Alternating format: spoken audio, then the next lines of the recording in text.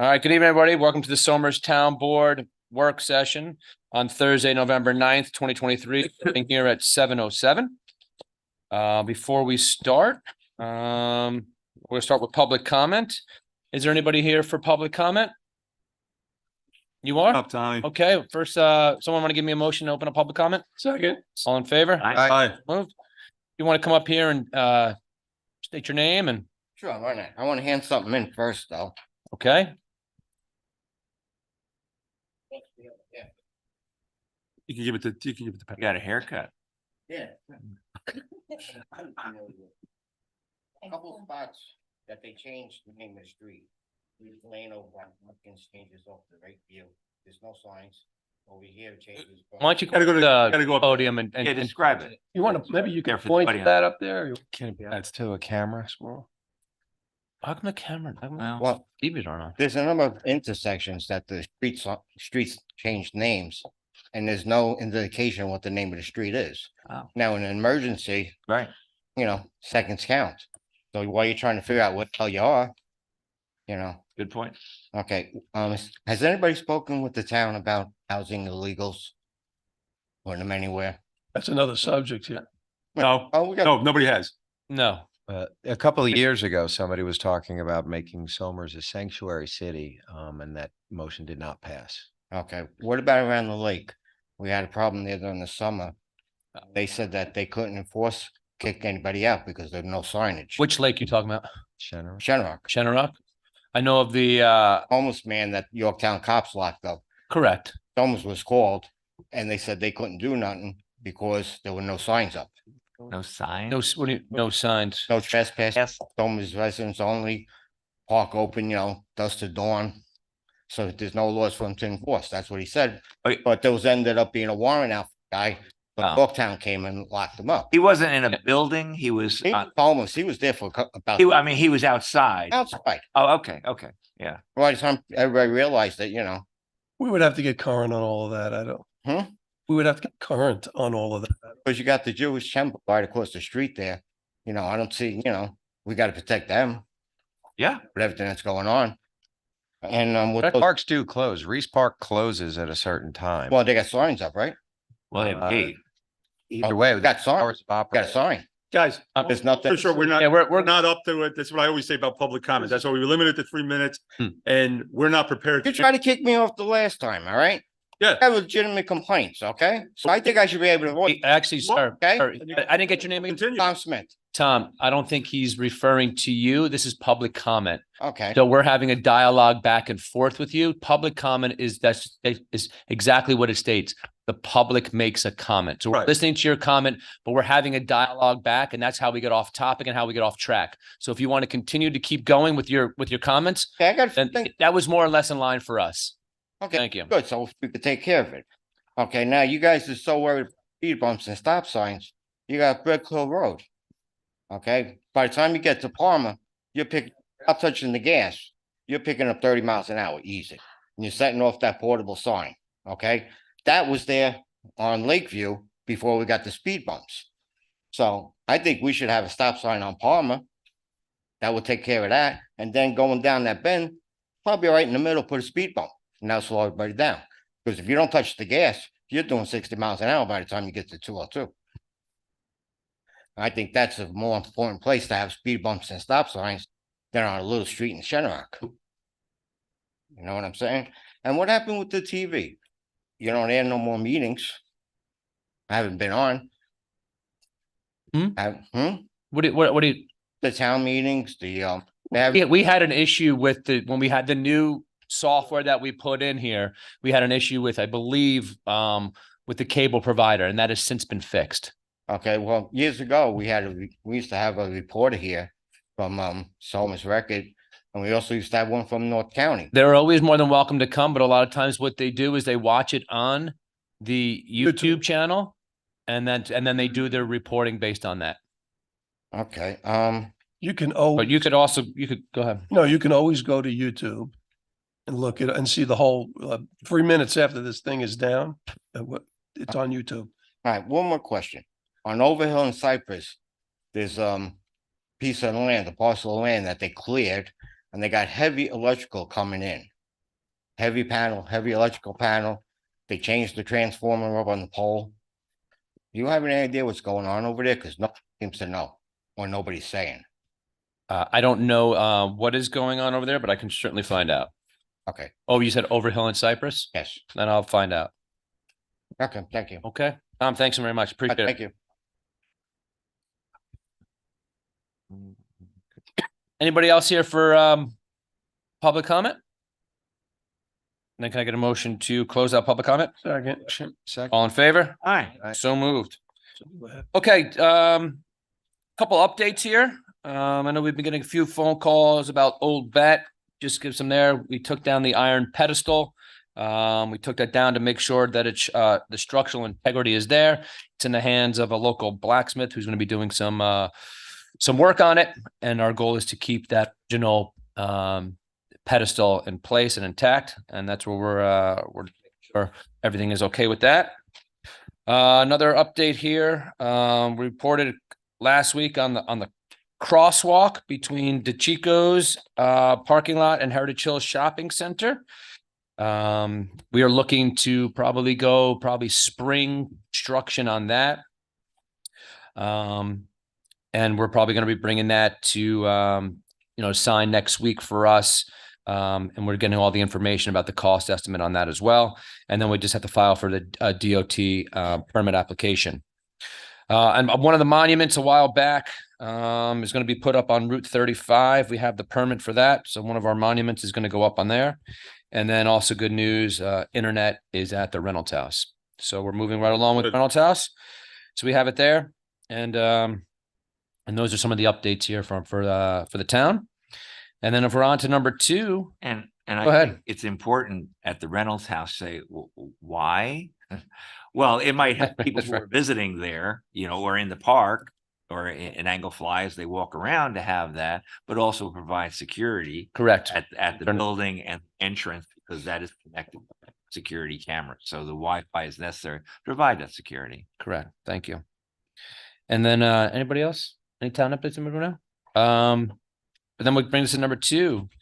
Patty, our town clerk, presented 2024 tentative budget to the town board.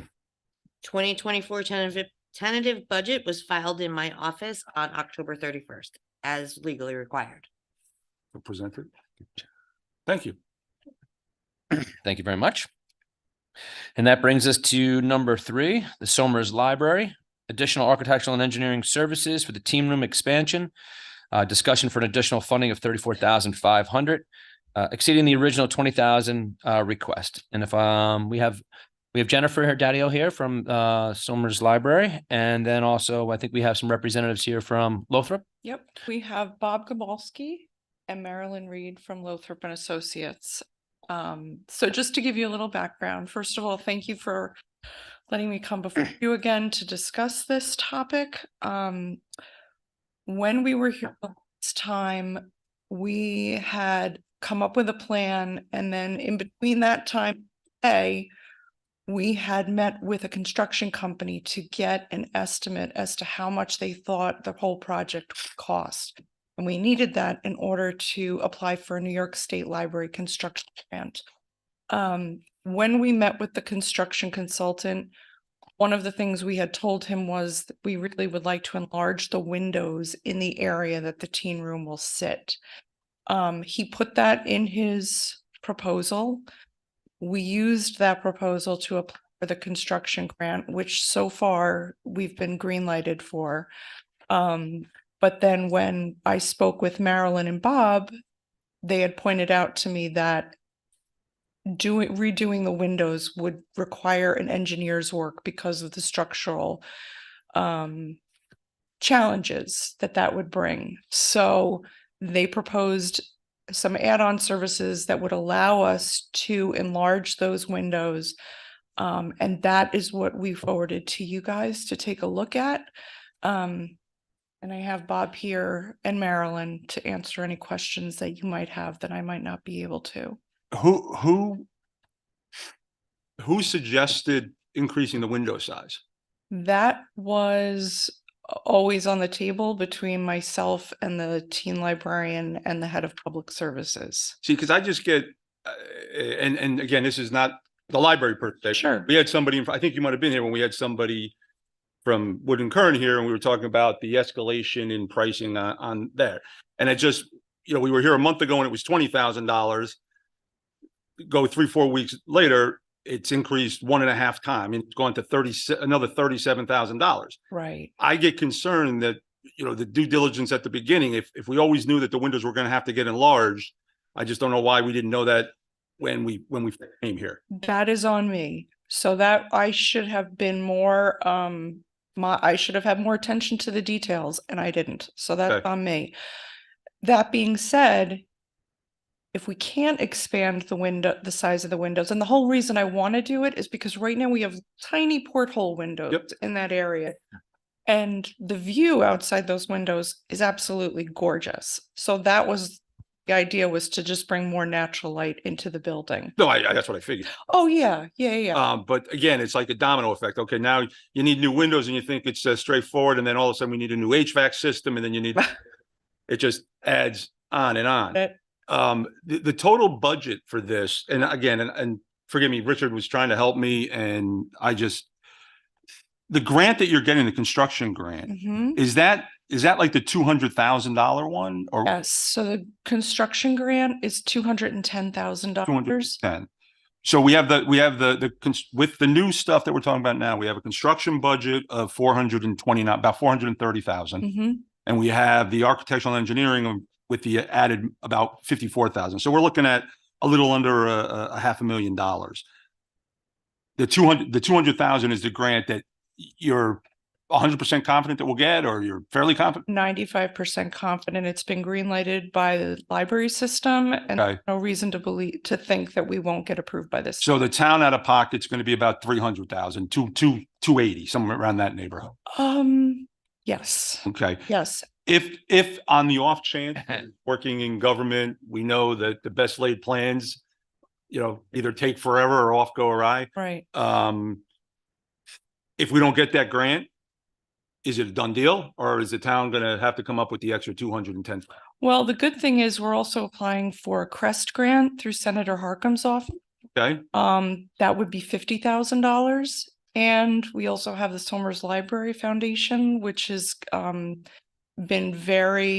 they're very committed to helping us with this project. So, but I guess my question is moving forward on this project, and maybe it's up to us, is moving forward on this project contingent upon getting the $200,000 grant? Because from the town of giving 300,000 versus giving 500,000, that's especially, and we're all aware of this now because we're in the middle of budget season. Right. And we realize that every $50,000 is X percentage on the budget. Sure. I guess my question is it contingent upon getting the grant?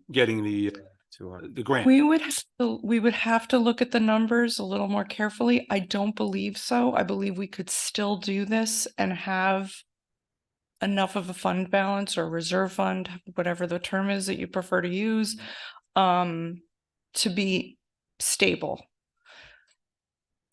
That being said, I do believe we're going to get that grant money. All right, that's good, and that's fine. Oh, Yeah. But Jennifer, I mean, we were talking, sorry. No, Jennifer, I'm just gonna say, Jennifer, when do you know when you'll get this? When is it official? I mean, we're 95%, right? Yeah. We're gonna know, are we 100% or when do they? I think I will know by the end of this year. Okay. But I will confirm that tomorrow. So, we went through an operating budget review, Hmm? really didn't talk about capital. Yeah. You were before us and we talked about, doing this, said, okay.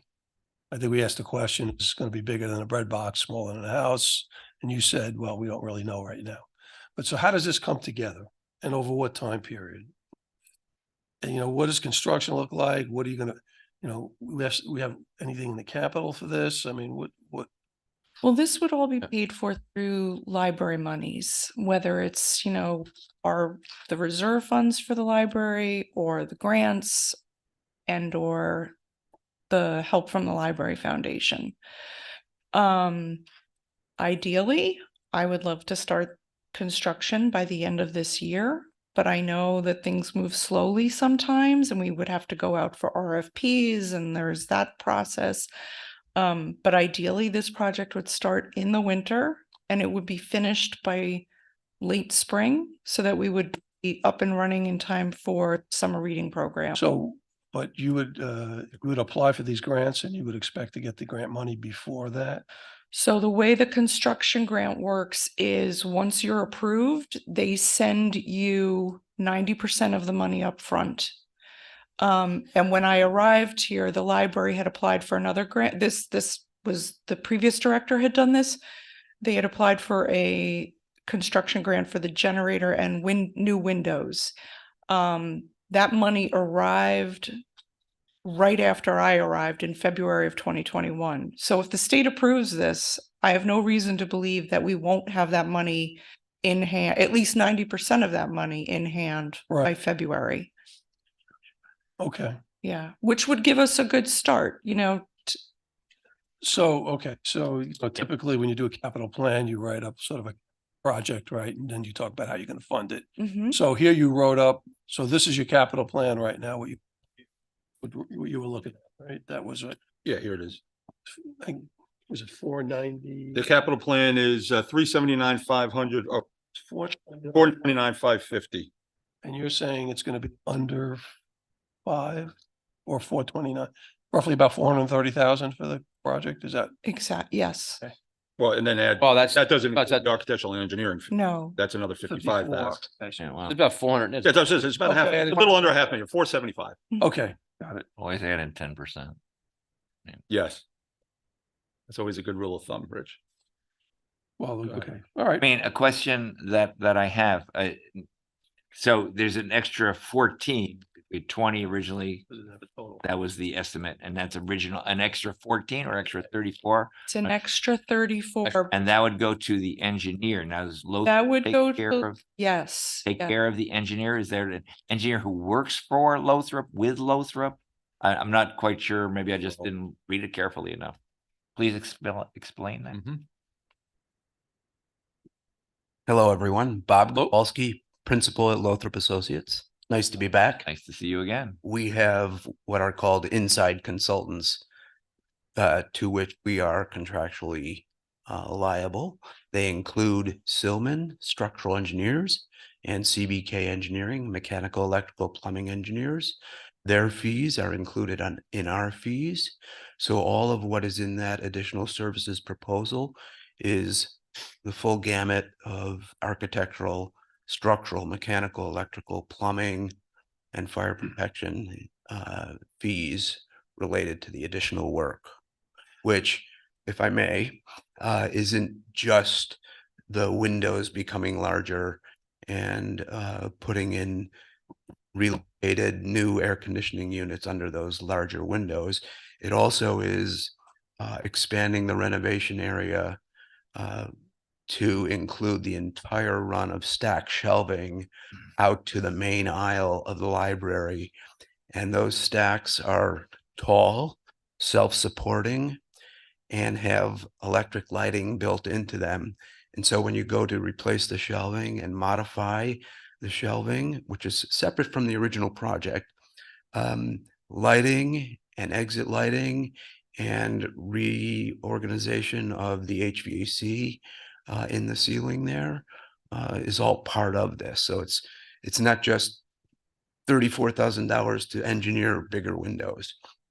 But the and- stacks and stuff, I'm sorry, Rich, just, I know you got a question, but I want to look at it. The stacks are not considered, I mean, that's under the 50,000, shelving and miscellaneous furniture for teen room. We have a separate line item for furniture allowance up above. So that's not included in the 34. The 50,000 includes the shelving and stuff is what is what it says here. The 50,000 is Calgy Construction's estimate for the cost of the shelving. Yeah. The extra $34,000 is our architectural and engineering services proposal to select all the new shelving, specify it, all the new carpeting, because once you move shelving and the carpet scars are there, potentially new ceilings, new lighting in that ceiling, because when you take down the existing shelving, which has lighting built into it, the electrical comes up through the slab. So it becomes, it sounds simple, but it becomes a big complicated. It's a domino effect that I talked. Yeah, it's the domino effect. Sorry, Richard. So, yeah, that's the project. So you are an architectural firm and you then have in-house engineers, so to speak, right? No, we subcontract. Subcontract out. It's separate. So that's my question. You do not look for proposals, you pass that on. How do we know that's the best price for the best engineers? Because you say so? And I don't mean to be, No, of course. Then It's a very good question. just, it's public money, so. Yeah, no, it's a very good question.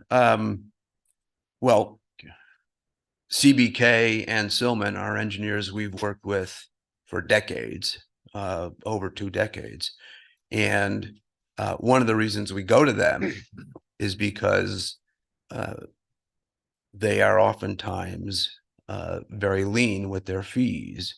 And we don't just go to our favorite engineers all the time because we want to be fair and spread the work around to multiple engineering firms, but also we want to be judicious in how we, because we do a lot of municipal work, spend municipal funds so that we're constantly testing the waters so that people like Silman and CBK don't feel like it's a gimme every time. And we don't want them to feel Yeah. that, and we want great work, obviously at the most Right. price, but we want great work. Sure. So, and as this project, now, does that violate any laws for us because they go out and get that engineer? No, By any No, procurement? because They're professional Pursu- services that aren't subject to bidding. Okay, Those, They're those two, defined Program. okay.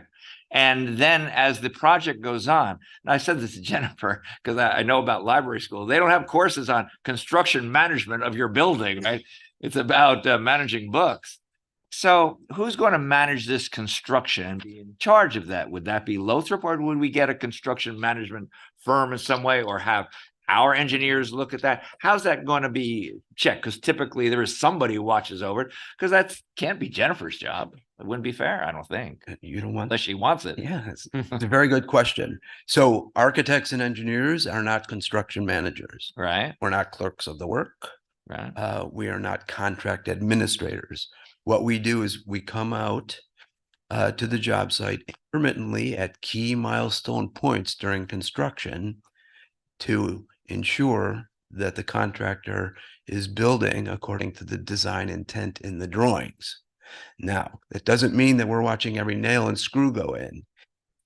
This is about twice the size of a construction project as the original project, and it's about $500,000. This is where I personally say the threshold should be for at least considering a clerk of the works, somebody who's there at least half time, kind of who's construction savvy, watching things, or hiring a construction manager as an advisor who could be there half time or full time. so that's another, And people like, that's another expense. that's another expense. And what would be your estimate as to what that expense would be for a project like? Typically, we've found that CM fees are anywhere from 3 to 5% of whatever the hard cost is. Typically.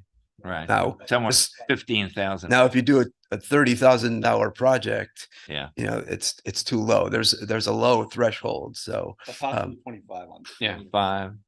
so So Is the, that what you'd say, 25?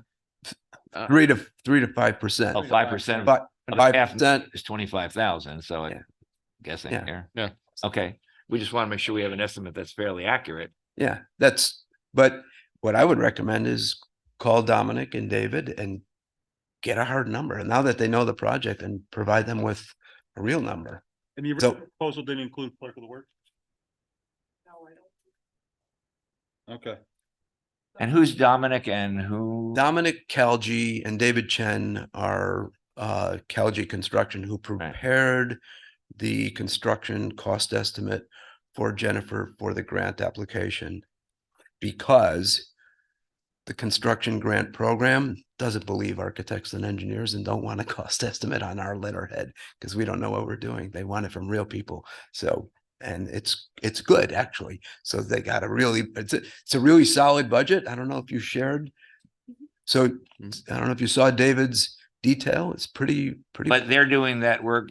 Calgy is working for you to do this project, or they just gave you the estimate on it? Just gave the estimate. They volunteered to provide the estimate. They volunteered at no cost? That's right. And so your recommendation is that they be contacted as a clerk of the work, someone to oversee it. That's your recommendation to us? At least one, if not a couple others to consider. So that we should look at proposals for that. Sure. Okay. And we would be. Not intending to bid on the work? So, here's my doctor and undertaker story. Try not to have the construction manager, who should be the agent for you folks, because you own the building, be the guy who's banging the nails. Well, that's exactly what we're getting at, right? So I would say, no, you would hire them as either a clerk of the works or construction manager as advisor, and they work for you. They don't work for themselves. Construction managers who are at risk as constructors, that's a whole other business, and I don't recommend. No, the only experience that I've had, I think most of us, is, big school bonds. Right. And where there have been some who've been involved, whether they be architects or hey, we'll do it. But it's always advisable if someone has nothing to do with this to oversee it. Here's the plans, you understand it better than we do, and you're going to watch over, and you work for us to advise us what you see. Obviously not in a confrontational way or anything like that, just as honest as possible. Well, you want them not just watching the construction work, but you want them making sure we and our team are doing what we're supposed to be doing during construction too. Right. Oh. Not that if you don't hire them, we're going to slack off, but we're all human. And when they look at things a different way, they're going to call us and say, you need to get out here right away and look at this because, it's an existing building and they opened up something and they found X. So if we go forward with this, then the steps would be to send out an RFP for a whatever we want to call it, to oversee the thing, to make sure we get what we pay for at the best quality that it can be gotten. In an ideal world, if you have the extra money, can find it, that would be my recommendation. So the number, Having said that, however, this is right at the threshold where I start recommending a CM. If this were a $350,000 project and you hire the right contractor, can't get into too much trouble if you have the right contractor. Yeah. So it's like, where's that line between I don't know. trust and I can't put a board in my deck. no, I'm talking to the wrong guy with me. right. so the number that we have here is not fully complete yet, right? There's some add-ons that have to be added on top of these numbers here, or, No, the 37,000 is the add-on. that is the, That's for our additional architectural and engineering services. If But you want the to, the construction manager, that's not been mentioned yet. and that's not in here. It's, we don't do it. Yeah, so we want to try to put a complete budget together, a number that, you have all the components and then kind of represent it, and that's your budget. And I would just say this, push back a little bit on the schedule. It's always idealized by building owners because they want it and want to get it completed as soon as possible. My recommendation is to wait for the grant. We're happy to sit on the sidelines till and then authorize the additional services. We're happy if you authorize it tonight, we'll keep going. But if you wait, we're happy to wait with you It until would seem wise Yeah. to have it contingent upon the grant. That doesn't mean the project would never go through, but we'll Right. have a whole new game plan then without that. My other question is there a reason why we didn't include the construction manager, clerk of the works, whatever we want to see in the original proposal here? From my perspective, I always imagined it was between $0 and about $250,000, and it was below my personal threshold for recommending. Now that it's double the size, it's right at my threshold. So Yeah, I mean, so I would agree. And I think I mentioned it earlier. I mean, again, it definitely should be contingent upon the grant. But also what Tony is saying is true. Oh, sorry. What Tony is saying is true as well. is that, you know, we have a plan in front of us. Now we're hearing that, I don't want to come back again in a month and say, hey, now we need $25,000 for a clerk of the works or construction man. I want it, and this is what I said again, and it's not the library. This is what I said when we had some other things where get halfway through a project and then somebody comes in and says, oh, we're going to need bases for that. That's another 50 grand. So I would do the same thing. I would get Yeah. all the information together and then present it and look at it that way. And Now, look, Jennifer, this is a work set. Yeah. So this is where explanations happen and questions. So, We're trying to be, we're being constructive here. yeah, no, it's great. What are the pieces? So, I just Been a lot want of to good- point out, I just pulled up CalG's detailed estimate. One of the things we should ask David is where did he build in the contingencies? Because someone talked about adding 10%. It doesn't have a line item for it, but I'm guessing, and which is what David usually does, he builds in a contingency into each of the line items. So you might ask him if he Jennifer- did and where, what the value is in each of the items. If he's he built tying- it in, I would like to see him take that out Out and and then build put it in a line. and then build a separate line. I would seem, to me, Let me- that would be the better. Yeah, let me just open the other document, see. if- Jennifer, I think it might be best if you and I kind of do a 45-minute sort of debrief work session. You and I get down to the, you know, sort of what's going to entail everything, right? So what are the line items, all that kind of stuff, and then and figure out, you know, it's a big project for the library. We want to make sure here, everybody here, that this project, you know, is done right. We want to make sure that the project has no surprises. We want to make sure that we're all on the same page. We want to make sure it's a working relationship. We want to make sure that we have the right people in place to do it. And I think it's just one of those things that you and I sit down for 45 minutes to an hour and we just hammer everything out, kind of go over what we're talking about tonight and making sure we have a game plan. And then, you know, we wait for the contingency for the grant, right? I mean, oh yeah, you're a lot like I am. I want to get things done right away. I want to get them done tomorrow. Especially when it comes to the library and how the library wants to, you know, have a new teen room. And, but I think, instead of rushing the process, let's let the process play out and let's make sure that we're all on the same page and we have a solid plan going forward. I- do we have to do anything though when you apply for these grants, do you have to have some sort of a blessing that we're all going in the right direction in order? No, the only thing that the town has to sign off on is that the library will remain in that building for at least 10 years after the project is complete, Oh. which we did get the sign. We did. Yeah. Yep. You tell us. Yeah. Yes. Well, we signed it. Take your library somewhere else. Let's Jennifer. go. Keep it here. Let's go to the playground. If I may? Yeah, absolutely. Does this group know we've been engaged in assessment?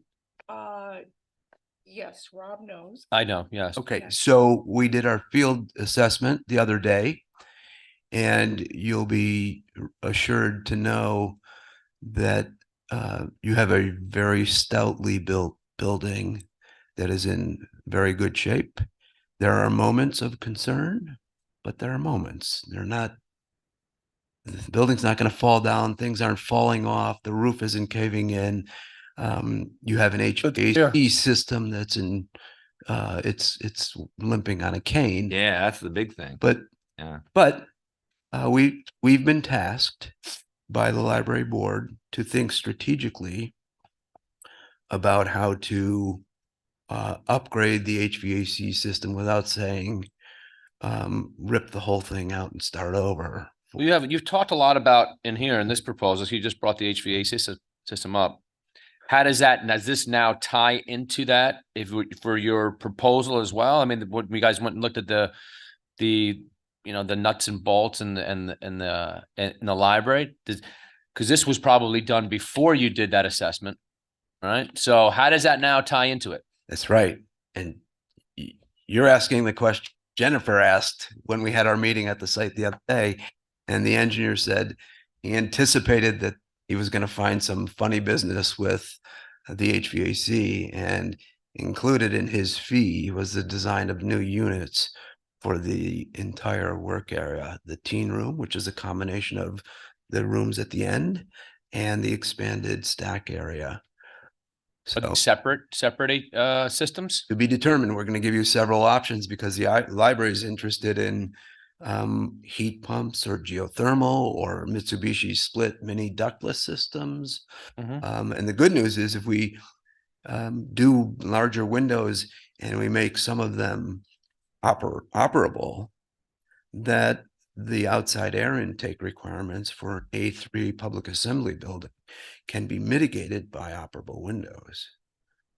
So we're going to get a whole host of options on the HVAC side.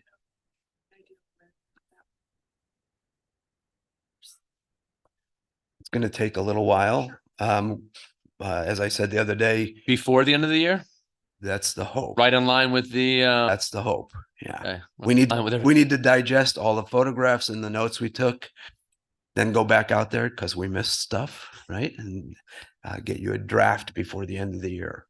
But I don't know if it'll be the fun. state the obvious, the last thing in the world, let's do a beautiful project. We want the library to be wonderful and open and then someone says, you know what, we got to get inside that wall for these, Well, that would be like, that we knew and Oh. didn't anticipate because the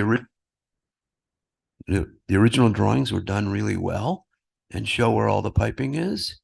And so the engineer already anticipated having to fiddle with that, the base project and in this expanded additional services project.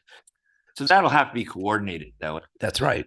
You're gonna go ahead with this project as soon as possible, not as soon as the Yeah. supervisor or the library director would want, but as soon as possible. So this, we're gonna have to coordinate that. Would you do the coordination of that? That's our job. That'd be your. That's our job. All right, good. Now, you folks have been in the library. You know that in some of the rooms, there are some new HVAC units that have been hung on the wall, like split mini systems, and one of them's in the room in question. That approach was in response to systems that aren't working just so in any given space. You know, PEU units where the fan is busted, that's in a unit that's 31 years old. So somebody put in a split ductless system on the wall, which is a heat pump system that does heating and cooling. Those are the kinds of options that we oftentimes think about for libraries, because libraries are full of tiny spaces, medium-sized spaces, and big spaces. And my gut tells me is we're going to end up with the ideal recommendation being a hybrid system where for small spaces, you have unitary systems that are controllable easily in any given room or meeting room or teen room.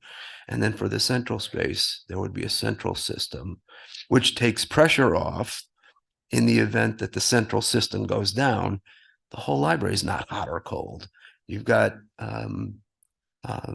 individual systems that can be run in the work area, in the teen room, in the reading room. Yeah. And With your experience and expertise, would you then be able to give the town an estimate of hopefully cost savings? Those ductless systems are great. I have that in my house.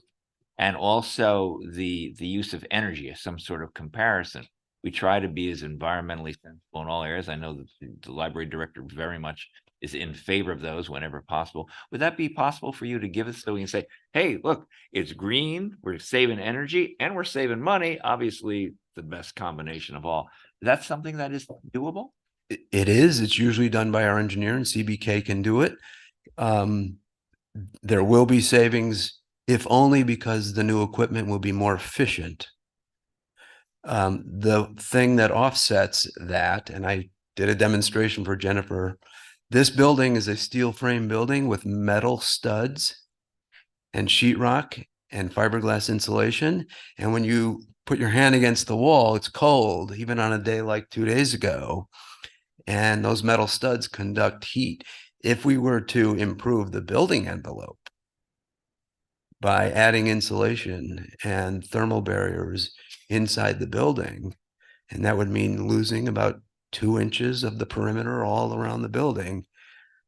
Then you would realize real savings. And the first costs for the new systems would decrease because they could be smaller, not just more efficient, but smaller. Jennifer, do you happen to know if that building underwent an energy audit years ago? We had energy audits of different buildings. Healthy Home was doing that for they were free under NYSERDA, free. I did that at my house. And they told me what to do and I've saved money. Do you happen to know if that was done?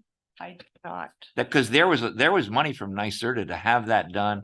And I think also, I forget a few others, maybe NYSEG still some involved in that. Yeah. That'd be something that would be interesting. I mean, we're starting to get this, a Okay. lot of big, but if there is money for that and that can get that envelope better, and then that would cut the money we spend on other areas. So So I will ask Mark from CBK if the NYSERDA program is still out there to audit. But all of these sorts of ideas, it's great to do this in a working session, then go into our final report as recommendations and options 1, 2, and 3. So all of this informs that process. I think it did undergo an energy audit. We probably have some. We did. So see if you Yeah. have the record. Or if Yep. they have the Yep. record. Or the building Got it. department has the records. Okay. Thank you so much. Thank you. And Yep. let me just say, I completely understand you guys wanting to make sure all the Ts are crossed and all the Is are dotted. Just when I have confirmation or rejection of the construction grant, I'll get in touch with yeah, you. Yeah, hey, why don't we set up some time, you and I we'll sit down and chat Okay, about an hour, maybe sometime next week or.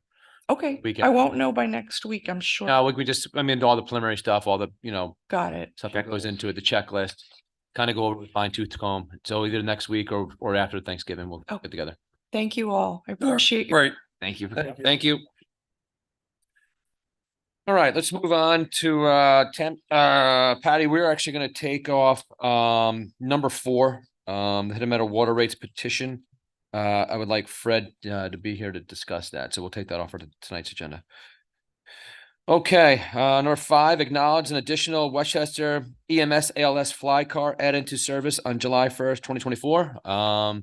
They were in here last week or last month, talking about that. And we're gonna add another ALS fly car to the fleet. And this is in the budget, right? This is in the budget, correct? And it's a great move as we've heard, when somebody is in distress, every minute counts, and this will help increase or decrease rather the amount of time that it takes for somebody to get on site. So I think it's just a great all around. And it's a joint effort. Somers isn't the only one. Somers is the only one, Right. other municipalities as well that have joined into this as well. Okay, let's move on to number 6, authorize the solicitation of requests for proposal from architects that can provide a contract for architect service on an as-needed basis per memo dated November 2nd, 2023 from Thomas J. Tuma, Building Inspector. I'd like to make a motion to authorize the solicitation. Second? All in favor? Aye. Aye. Number 7, authorize the solicitation of the request for proposal from landscape architects that can provide a contract for landscape architect services on an as-needed basis, per memo dated November 2nd from Thomas J. Tuma, Building Inspector. Make the motion to authorize. Second? All in favor? Aye. Aye, so moved. And number 4, authorize solicitation of request for proposal from roofing companies that can provide a contract for roofing services on an as-needed basis. Memo dated November 2nd, 2023, Thomas J. Tuma, Building Inspector. Make the motion. to Second. authorize. All in favor? Aye. So moved. All right. And then authorize permission to accept proposal from Adam Hubax, owner of AH Restoration in Massachusetts, to perform the necessary work to restore the engine and transmission of the Carolyn Wright Reese Model T Ford in the amount of $7,300 per member dated the Historic Properties Board dated October 30th, 2023. The money that is left in the 2023 Historic Properties budget will be dedicated to this Do you project. know how much that is? 7,300. Oh, the Yeah. entire thing? Yeah, I think it's right around there. So that's how much is going to be for that. And that's great news. And the only bad news is that it won't be around for a couple of It parades. Won't be yes. Like this Saturday's parade, it won't be around, but Veterans Day parade. this will enable it to be around for many more years to come. Yeah, and you need the right type of person to Oh, yeah. Oh, yeah. be able to do this and repair. So this gentleman has, I believe, has done some repairs on this on the Model T before. And we feel very comfortable with him doing it. And He's I'm- coming here. I assume we're not sending the car there. Do you have? I No, I think. I think we're sending in the it, car there. Oh, is that right? Yeah. Yeah. Oh, In the car there. all right. unless the people forget this, this car was actually a Eagle Scout project. That's how it was in the barn over at the Reese house, and an Eagle Scout asked, "Hey, can I help repair it?" Working with Arnie Gio, and we've gotten so much use out of it lately. So we definitely want to keep it in good running order. Nice. So I'll make the motion to authorize. Second, All in favor? Aye. So moved.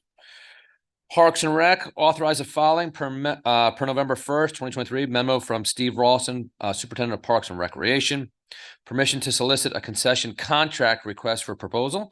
And that is for the concession stand there. I'll make the motion to solicit permission. Second. All in favor? Aye. Aye, so moved. And B here, permission to execute the Kegel Park caretaker license agreement for Howard Vinberg in a monthly rent of $1,433, commencing on January 1st, 2024, and termination on December 31st, 2024. Make a motion, permission? Second, All in favor? Aye. So moved. Nothing for financial, nothing for highway. We do have some current vacancies on the Affordable Housing Board, Partners in Prevention, the Veterans Committee. And we have some upcoming vacancies, one for the Library Board of Trustees, Partners in Prevention, and the Zoning Board of Appeals. I also like to acknowledge the retirement of Barbara Tabor, our Nutrition Program Director for the Town of Somers Senior Nutrition Department, effective December 30th, 2023. Barbara, she has been with the Town of Somers for 29 years. Oh, wow. Thank Yeah. you. So Barbara, thank you so much for what you've done over at the Van Tassel House, for all the services and making it a great, warm, welcoming place for our seniors in town to come there and get the services that they need. So thank you so much. I appreciate it. just an awesome job. Okay, and then let's head on here to planning and engineering, no additional business. Police authorize the supervisor to enter into an intermunicipal agreement, IMA, between the Town of Somers Police Department and the County of Westchester to obtain a base station radio free of charge for installation in the Town of Somers Town Police Department headquarters, commencing on January 1st, 2024, and expiring on December 31st, 2028. I'll make the motion to authorize the supervisor. second, All in favor? Aye. Aye. So moved. We have the proposed consensus agenda there. I think we put that to next week. Anybody has any questions? Nope. Forward. All right. So going on to the calendar here, our next meeting will be on the 16th. That is a Thursday. It's our town board regular meeting. And then we will be on December 6th, which is a Wednesday, our town board work session. And then again on December 14th is our town board regular meeting. And then we have our dates coming up here in January, February, coming up next year. We do have some announcements. And I think a lot of people in town, we would like to extend our condolences and prayers to the family of Dr. Christopher Nakora, who recently passed away. Dr. Nakora was a primary care physician in town for over 20 years. During this time, he also provided physical exams for our town employees. He was a true servant to our community, and he will truly be missed. Does anybody have anything else they'd like to add, or? yeah, we've got a couple of really good news bits coming out of the high school and the sports arena. Girls soccer, a state championship this weekend. Semifinals on Saturday and finals on Sunday. And I think boys football's got some things going on too They do. They have something on tomorrow. in Arlington. Good luck to both. We do have the Somers bulk refuge drop off, and that is Oh, yeah. it goes until November 11th, and that is Win Waste Innovations, formerly City Carding. That's on Route 100. We do have our Veterans Day parade. I know some guys mentioned it here earlier today, this evening. It's hosted by the Somers Lions. That is going to be on Saturday, the 11th. The parade line will start at 9:45 at the Somers Middle School parking lot, and then step off will be at 10:15. And the ceremony is at 11 o'clock, Veterans Memorial and Ivandale Cemetery. And then refreshments will follow here at the townhouse. And that's thank you for Lion Katie O'Keefe for organizing it. We have the fifth annual Somers Track and Field Booster Club Turkey Trot, Thanksgiving morning. 8 a.m. is the 5K, and then 9 is the 1 mile run walk, and the medals for finishers, and that's at Somers High School. And then we have safe disposal for medical sharp syringes and needles. And you can drop that off 8 to 3, Monday through Friday. And that is at the main lobby in at the Somers Police Department. And then containers also be dropped off at the Putnam Animal Hospital, I believe. Dropped off at Putnam Hospital. Sorry, Putnam Hospital. And that is all I have for this evening. Anybody else?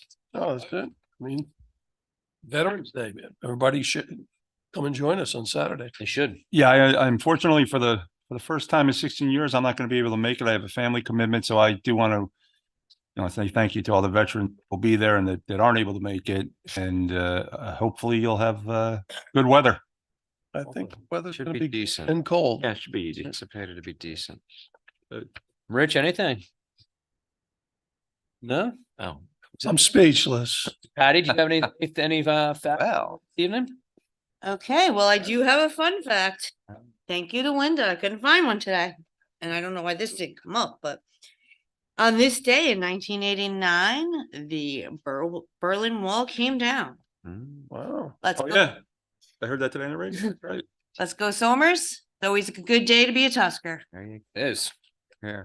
Well, that is it for this evening. And I'll make a motion to adjourn tonight's town board work session. Second. All in favor? Aye. So moved.